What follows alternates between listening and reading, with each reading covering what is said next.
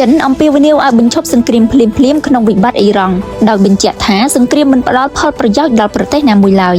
រដ្ឋមន្ត្រីការបរទេសចិនលោកវ៉ាងយីដែលជាសមាជិកការិយាល័យនយោបាយនៃគណៈបកកុម្មុយនីសចិនបានថ្លែងនៅក្នុងថ្ងៃទី8ខែមីនាក្នុងសន្និសីទសារព័ត៌មាននៅទីក្រុងប៉េជីងដែលធ្វើឡើងក្នុងកំឡុងពេលកិច្ចប្រជុំសភាតំណាងរាស្ត្រប្រជាជាតិចិនថាស្ថានភាពនៅអ៊ីរ៉ង់ដែលបានផ្លាស់ប្ដូរយ៉ាងឆាប់រហ័សក្រោយការវាយប្រហារដ៏ធំពីអាមេរិកនិងអ៊ីស្រាអែលគឺជាសង្គ្រាមដែលមិនផ្ដល់ផលប្រយោជន៍ដល់ប្រទេសណាមួយឡើយហើយបានអំពាវនាវឲ្យបញ្ឈប់សកម្មភាពយោធាភ្លាមៗលោកវ៉ាងយីបានបញ្ជាក់ថាក្នុងការដោះស្រាយបញ្ហាអ៊ីរ៉ង់និងបញ្ហានៅតំបន់មជ្ឈមបូព៌ាគួរតែគោរពគោលការណ៍មូលដ្ឋាន5ចំណុចរួមមានការគោរពអធិបតេយ្យភាពរបស់ប្រទេសការមិនប្រើកម្លាំងយោធាលើសកម្រិតការមិនជ្រៀតជ្រែកក្នុងកិច្ចការផ្ទៃក្នុងការដោះស្រាយបញ្ហាតាមផ្លូវនយោបាយនិងមហាអំណាចគួរតែដើរតួនាទីវិជ្ជមានក្នុងការដោះស្រាយវិបត្តិក្នុងពេលដូចគ្នាលោកក៏បានបញ្ជាក់ថាការប្រើកម្លាំងយោធាដើម្បីផ្លាស់ប្ដូររបបដឹកនាំនៅអ៊ីរ៉ង់នឹងមិនទទួលបានការគាំទ្រពីប្រជាជនឡើយទោះយ៉ាងណាលោកក៏មិនបានលើកឈ្មោះរដ្ឋាភិបាលរបស់ប្រធានាធិបតីសហរដ្ឋអាមេរិក